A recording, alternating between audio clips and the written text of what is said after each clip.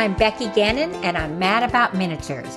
Today, we're talking to two miniaturists. They are friends, they both live in Poland, and they just finished an amazing collaborative collection of the most exquisite cakes I've ever seen. I'm speaking of Anya Wobranowska, who is on Instagram at Minimania by Anya, and Gosia Sukadolska, who is on Instagram as at Gosia Sukadolska. Let's go talk to Anya and Gosia. Hello, Gosia. How are you today? Hello, I'm great. How are you? I'm good. I'm so happy to have you on the show.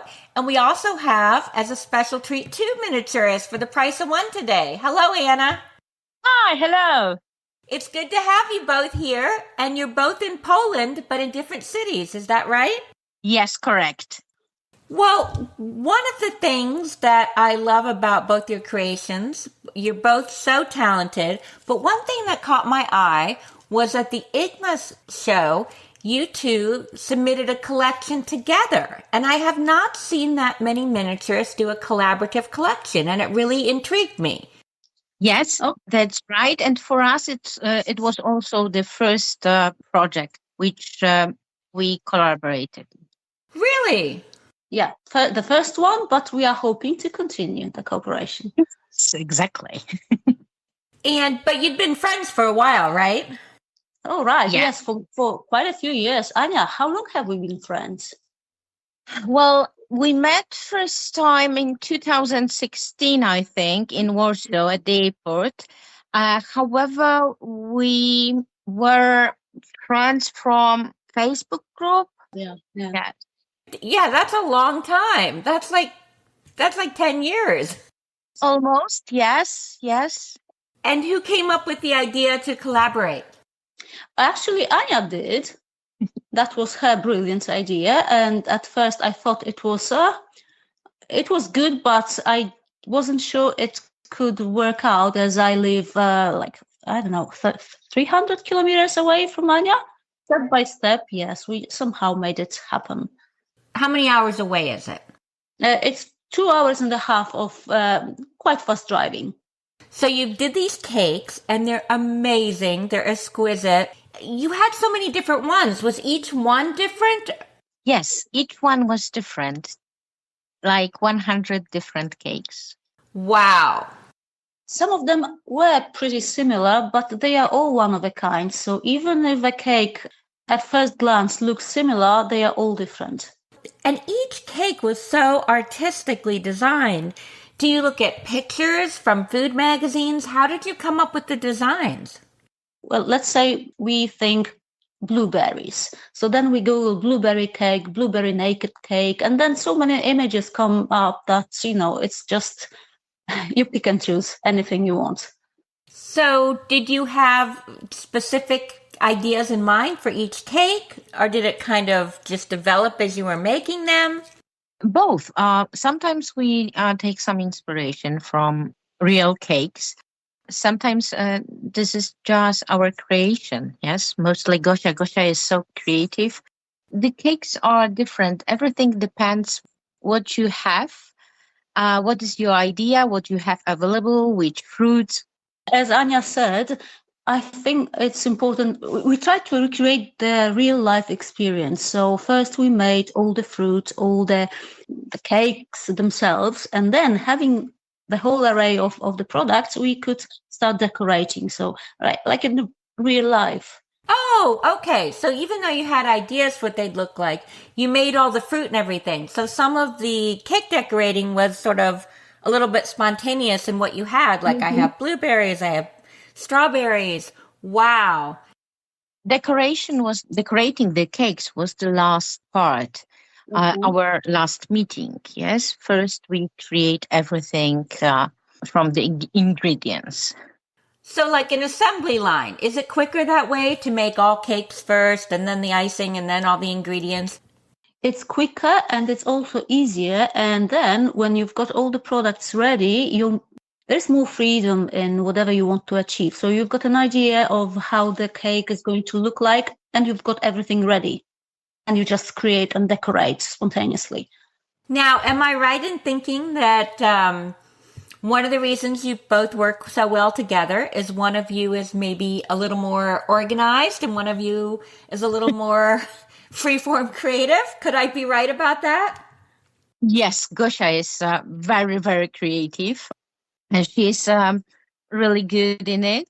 She's also really good in quality control. She always check everything, how it's look like. Should we add something? She has this artistic view for what we want to achieve. Anya is really well organized and very systematic. And when she starts working, nothing distracts her. She's good at achieving her goals. That sounds like the perfect team. I think so. So, did you make a lot of this stuff separately? Did you meet a couple times? Tell me about that. We prepared everything together. We start with the cakes, then the icing, then some days for fruits. And the last meeting was for decoration. But everything we try to prepare together. Oh, okay. Don't you think the decorating is the most fun? I do. Yes. The final result, this is something really good always. Anya, do you remember how many weekends we spent doing that? I think it was at least four. 4 weekends for all the projects, from the very first piece of clay baked for the project. Wow, that is a lot of time. Yes, Gosia usually spent 3-4 nights at my place. We started in June, I think, July. I think May even, There was a dream in May, I think. The dream. I love that. There was a dream. We had an idea. We had a dream. We didn't know if it could come true. We talk about it and we start our meetings. So I don't know, 4, 5. Something Wow. like that. Each of those weekends was really intense. So we woke up around 7 o'clock in the morning, a quick coffee, and then started working with very short breaks. Just Anya had to take her dog out. I had to, just stand up for a second to move a little bit, and then back to work until 11 at night. Wow. You both had cakes decorated with fruit and flowers. Is there one you prefer making? Anya? I definitely prefer making fruits, especially raspberries, blackberries, blueberries, cherries. They're incredible, Anya. And I also saw pictures of your class at IGMO where people made blueberries and stuff. And they're just so tiny. They're so tiny. I feel like it would almost be impossible to make them look so realistic, but you do. Yes, and I was very proud of each of my students because they were able to finish the compositions and the fruits were really, really good. Yes, everything looked amazing. Well, I'm guessing they had some pretty good teachers, and you taught the class together too, right?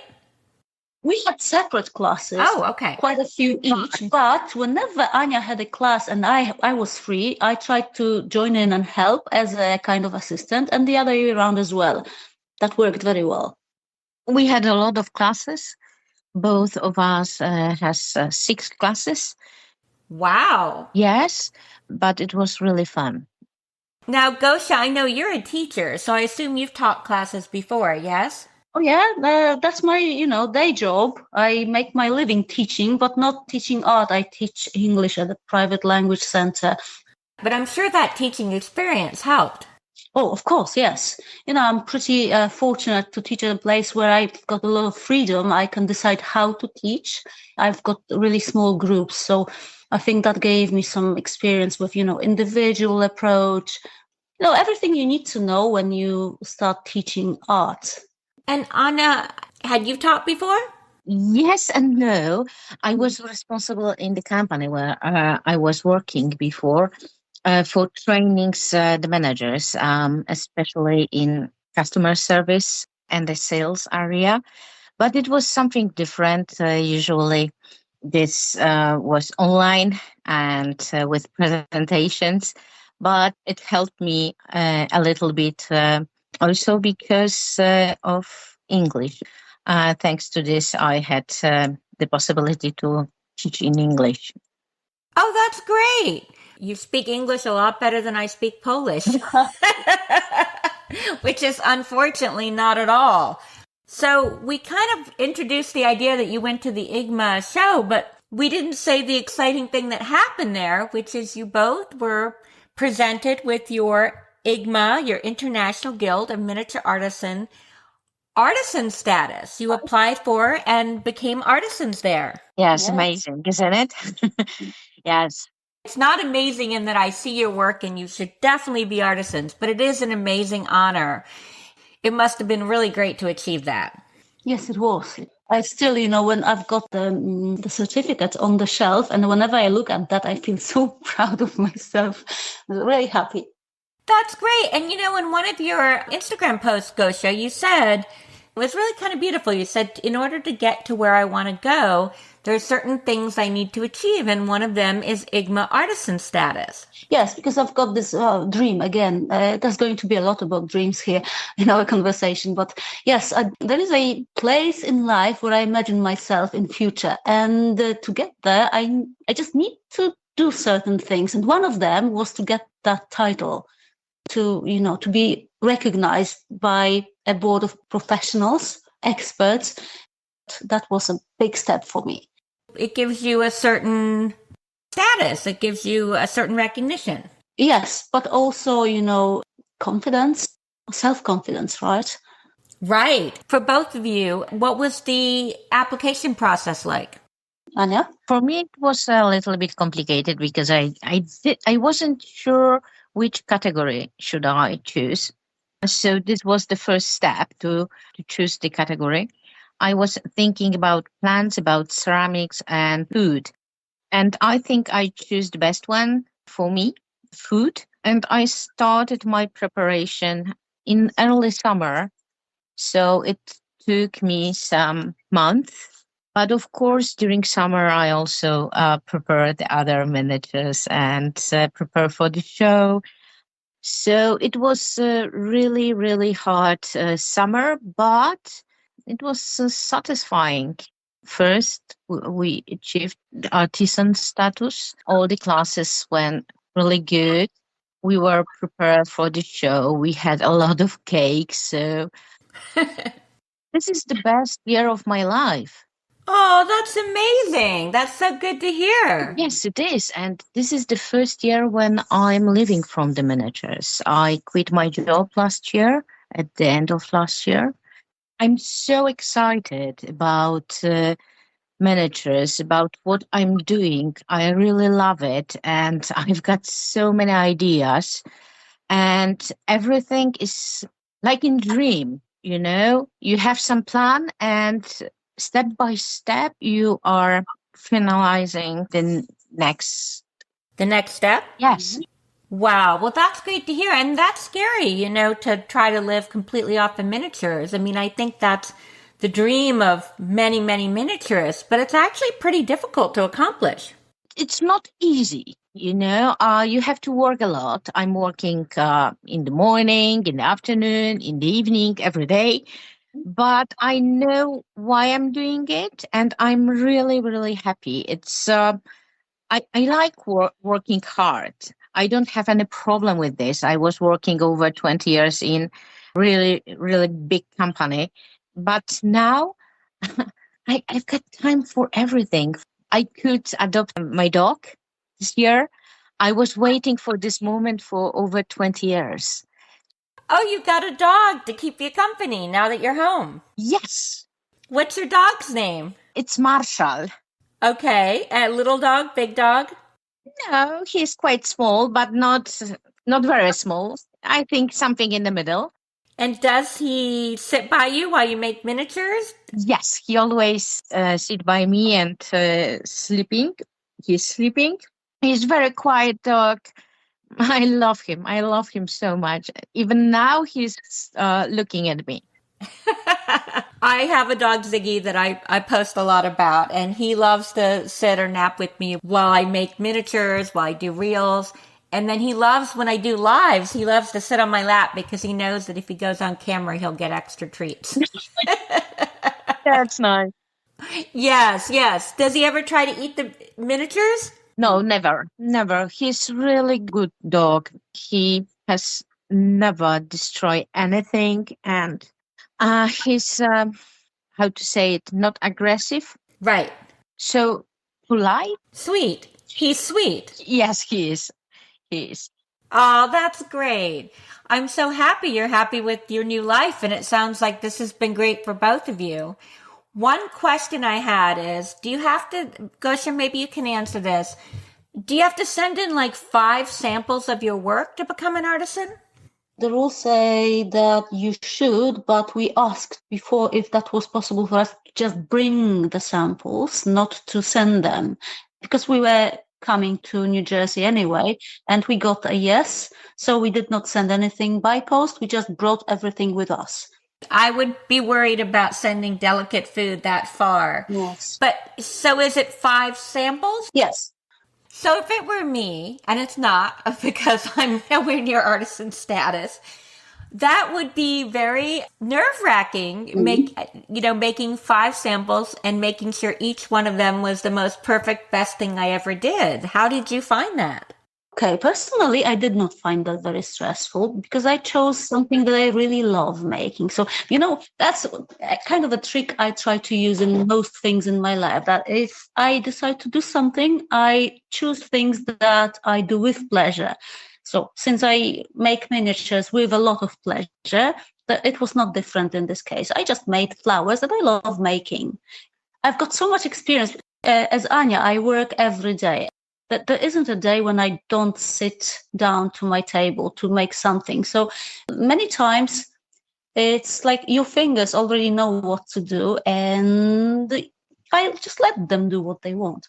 That is one thing I love about miniatures is not only is it a creative outlet, but I feel like when I'm making things, it's very relaxing. Like if I'm stressed out and I go and make miniatures, somehow my mind goes calm. Do you find that? Of course, the repetitive motion, very relaxing, like meditation. Your head is free to do whatever it wants. You can just, welcome a thought, let it go. I love it. It really is a wonderful, wonderful art. And Anya, what about you? Of course, I was a little bit nervous, but I think it's normal. Of course. When you really want something, you can achieve it. Sometimes hard work is necessary. Sometimes you are not sure if it's good enough or not. However, what is the most important, if you are happy, if you are satisfied, you have to be sure what you present. Yes, I think that's excellent advice. So I wondered, Gosia, do you garden because your plants are so lifelike, or do you cook? Actually, I love cooking. So yes, I cook. I cook like every day for my family, but also I like having people at my place and cooking for people.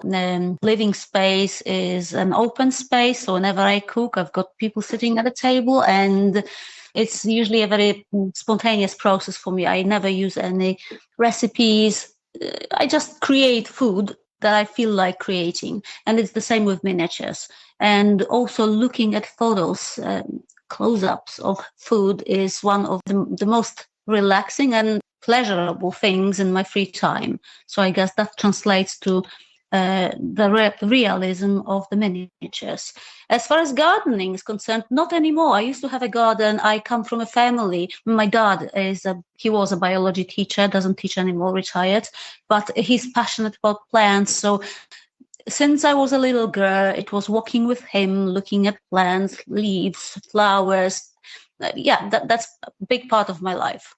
One of the things I thought was funny on your Instagram is you were wondering if a lot of miniaturists were vegetarians because all your classes that have to do with fruits and veggies and cakes were full, but you were having trouble filling up your meat classes. Right. I did have fewer people at my meat classes, and it was a very interesting survey because I got a lot of answers, lots really. Response to that post was bigger than usual. And I found out that people seem we don't find meat as universal, I mean, miniatures of meat as universal as other things. Meat is not as decorative. You can't put it in your living room. You have to put it somewhere in the kitchen, display it in the kitchen.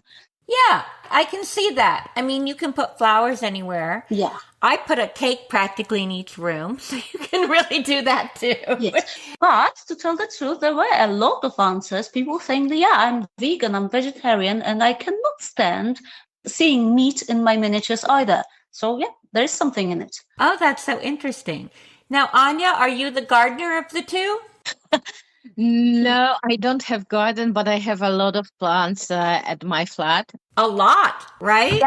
Yes, a lot. There is over 40 pots, Wow. plants and flowers.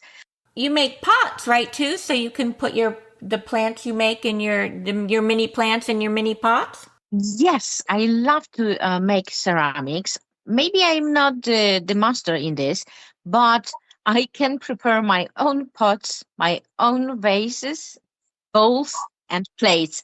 This is enough for me. I really love this process. It's really relaxing. There was a moment that I loved making ceramics most from the miniatures. It was 3 years ago. But even now, sometimes I like to sit down to the wheel, make something from the clay. It's really, really relaxing. Well, I think you're being modest. I've seen your pots and they're gorgeous. But I can say something. I also love displaying my flowers in Anya's vases. She's got this line of blue, green, greenish vases and bowls, and I absolutely love them. That's funny. Those are the ones I love the best too. We call that color teal here, and I'm insane about teal. It's like my favorite color. It's for me, it's Ocean series, and this is mix of 4 different glazes, and I really love it because the effects are different each time because you mix different glazes, and you cannot repeat the same base. It's almost impossible. So each time it's like Christmas when you open a kiln. You never know quite how each one is going to turn out. Yes, exactly. Especially when I add a little bit brown. Oh my God, the effects are blue, green, brown. Oh my God, it's really nice. I love it. I love it. That's so great. Besides talking to you, I looked hard at your Instagrams. And another one of my favorite posts was you two in the craft store in the US. Am I right in thinking that you don't have the same kind of craft stores in Poland? We do have craft stores, but they are never as large as the ones in the US. They don't have such a variety of products. So it was like a paradise for us both. Yes, we were waiting for this before pandemic. When we came to the US, we were waiting for this day when we will be able to visit a craft store. So were you there for like a couple of hours? Yeah, we stayed there. I don't know what time exactly we entered, but suddenly we realized that the ladies there were kind of looking at us and expecting that perhaps we could be directing to the exit. And then they told us, "Come on, we are closing in a few minutes," so we had to leave. But if that hadn't been the case, I think we would have spent another hour easily. What did you get that you can't get in Poland? What are some examples?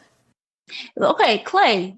We do have a Fimo here, but it's not that easy to get Primo or Premo. I'm not sure of the pronunciation here, but Scalpi clay.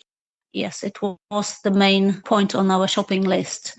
But also some special products that probably you could find here, but the variety there is much bigger, like acrylic media for achieving different effects. You mix them with paint, and then the result varies depending on what you're expecting. So that was for me. And Anya, for you? The same, Primo Scalpi. This was the first on my shopping list. Pastels, the variety of the colors and the brands. Oh my God, so many. My list was long, but what was the best that I could choose from different brands? I could open the product many times and check it before I buy it. In Poland, I don't have such possibility. I normally buy online and you are not able to check the color, the structure of the product when you buy it online. Oh, yeah. And, even if they show the color online, that's not always the actual color you get, right? Exactly. Yes. You could drop me off, and if you fed me lunch, I think I could stay all day. One question I have with your cakes and your flowers, do you have any tips that would help people at home? Anya, would you like to start? You have to practice a lot. You will see the difference. Yes, it is true. You have to practice. The first time I made a cake was at IGMA 2 years ago with Jeannie Anderson. We made a Halloween cake. And the first thing she had us do was make this teeny tiny almond in a mold. And I look back and it was probably pretty easy, but I could not get that darn almond out of the mold. It takes practice. Yes, it does. And you have to be really understanding towards yourself. I remember the first cake I made was many, many years ago, and it was the first time I used Fimo. And I did not realize that what I had bought was fluorescent kind of Fimo. So I made a cake and it looked great. The color was kind of off-white, creamy white, but then at night it started glowing. So yes. Yeah. Your cake glowed. That's hilarious. Yes. You learn the hard way. You make something, you're not satisfied, so you repeat it. Next time it's better and better and better. I think that's so true of any art. And I think that's one thing that's a little hard about Instagram, because in Instagram, everyone wants the perfect image. And the perfect image doesn't come with your first try. Mm-hmm. Never. Right. Pretty much never. Even if for other people that's a nice piece of art, very often after you make it, you are not satisfied with it. We are our worst critics, aren't we? So you look at your own work and say, come on, I could have done that better next time. And I think that there's never going to be a moment when you look at your work and, okay, this is it. This is perfection. I don't think so. I find if I put it away for a while and come back to it, it looks better. Uh-huh. And then I also remind myself, it's handmade. And that's one of the beautiful things about handmade. We don't want it to look like it was made about a machine. I agree 100%. So now that you're artisans, will you apply to teach at Guild School one year? We love to. Me too, of course. We've talked about that, of course.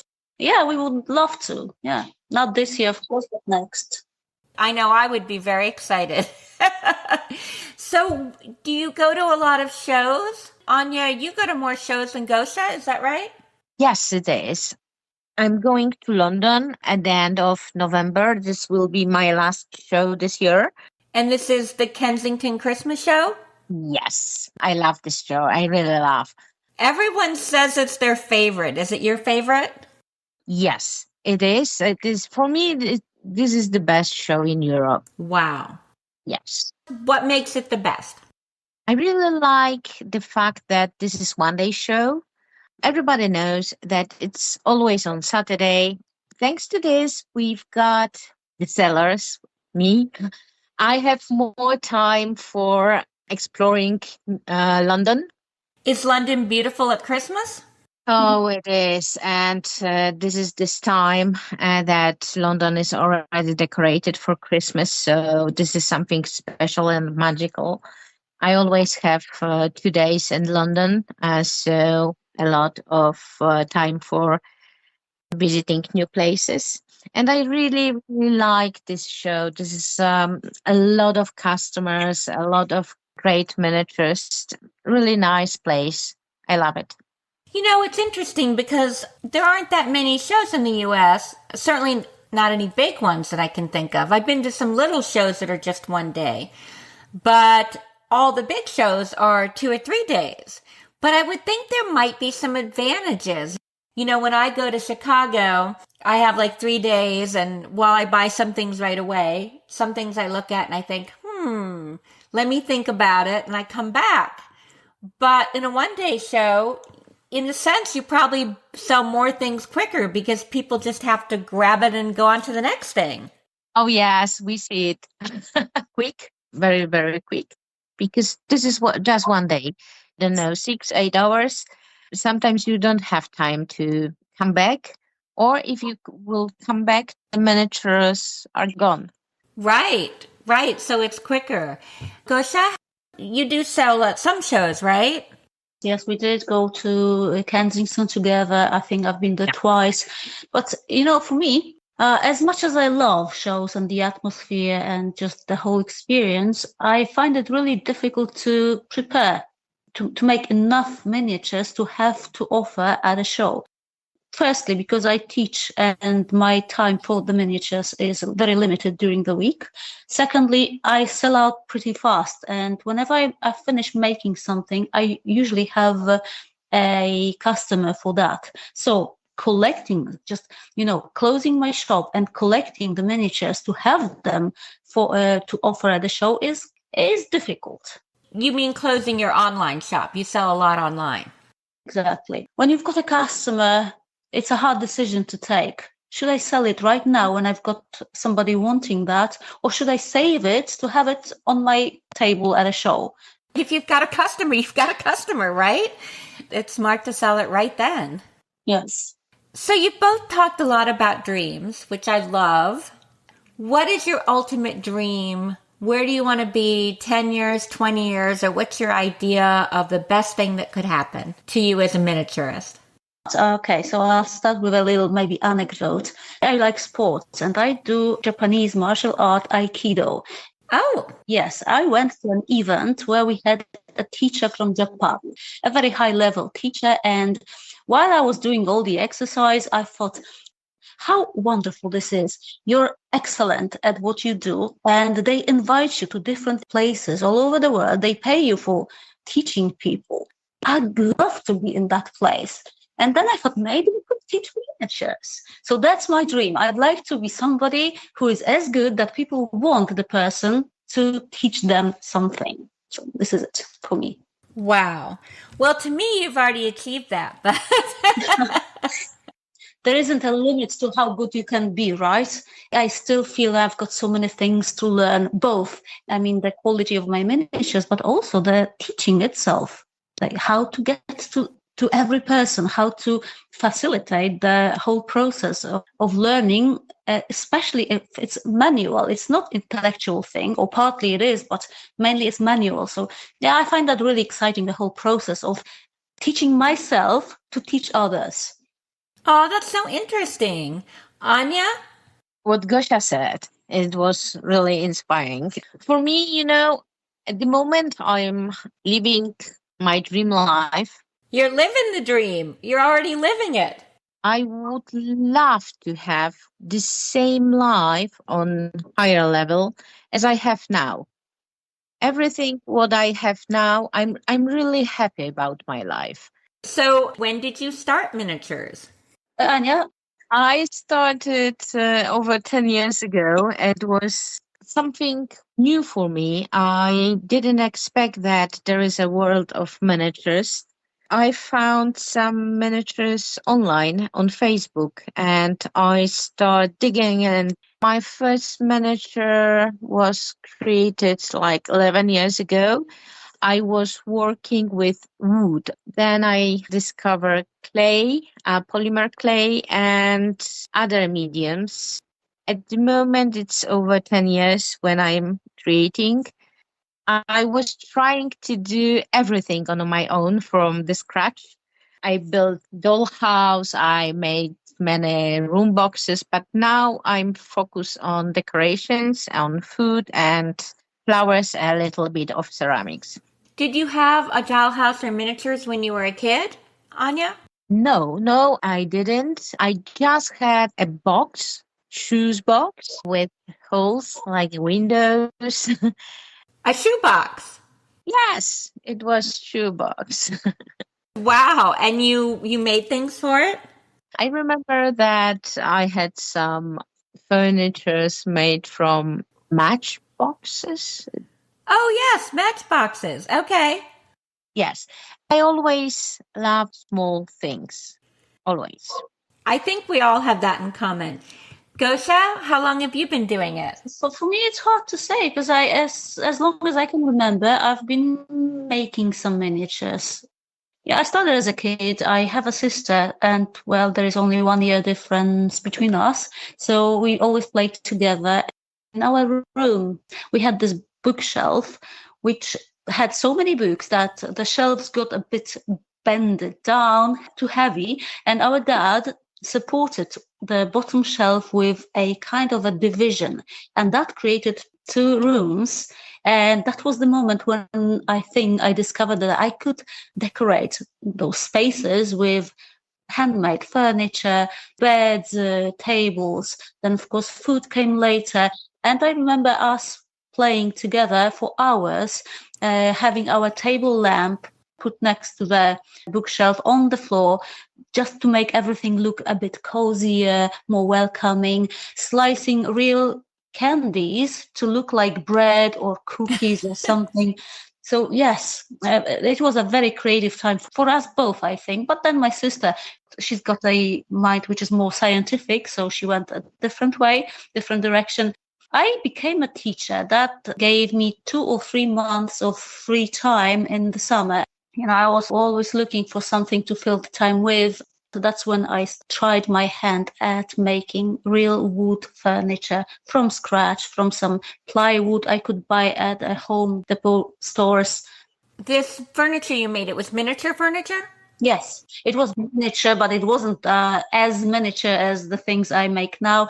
I had to tell what scale that was. I think now it was approximately 1 to 10, random scale. I just eyeballed everything. Okay, if the bed and the table look good together, I think that was the right scale for me then.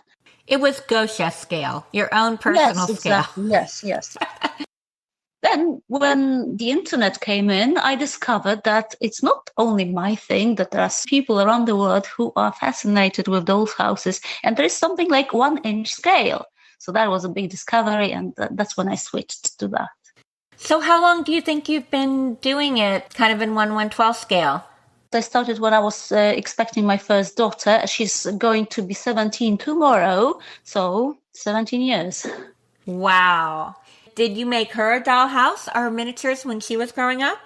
Oh, no. I did make a few pieces for her, but she totally ignored everything. She was never a kid who would play with dolls or doll houses. No, not at all. How interesting. Yeah. Passions, they tend to get repeated every second generation. So kids rarely do what the parents do, I think. That's so interesting. So who knows? Maybe you'll have a granddaughter or a grandson who will be like really into miniatures. Yes. But not too soon, right? She's only 17. No, 17. No. Wow. And I'm just so impressed with the depth of what you do. You do cakes, you do flowers. I saw some wicker, some pottery. I mean, everything you do just comes out so beautifully. Thank you very much. Thank you. I just always love speaking to people from other countries too, because I think there's always a little bit of a different perspective. And I believe you were the first people from Poland I've ever interviewed. Wow. Okay. What an honor for us. Do you feel there's a big miniature community in Poland? Anya? Quite big. I was shocked when I discovered a Polish group 10 years ago, and I found out that there are so many people on it and how many people create miniatures. It was something special for me. Of course, now the group is, 6 times bigger. There is a lot of people who collect miniatures, who create miniatures, but not as much as in the US. Yes, we really have gone nuts for miniatures, especially since COVID, I think. Well, thank you for being on the show. Your work is beautiful. Thanks for spending the time with me. I can't wait to share this with everyone. Thank you very much for having us. It was a great pleasure talking to you. Oh, thank you too, Anya, Gosia. It was great talking to you. And I wish both of you that all your miniature dreams will come true. Oh, okay. Thank you. Fingers crossed for that. Yeah. Goodbye. Bye-bye. I had so much fun talking to Anya and Gosia. So talented, and I love the story of their friendship and mini collaboration. I was also inspired by their dreams of what they want to achieve in their life and in their art, and how they are taking concrete steps to get there. If you like the podcast, let me know by commenting on Instagram or drop a review wherever you listen to your podcasts. I love hearing from you, and your comments and reviews really help my podcast grow. Until next time, Remember, there are no rules in your dollhouse except the rules you create for yourself. Goodbye.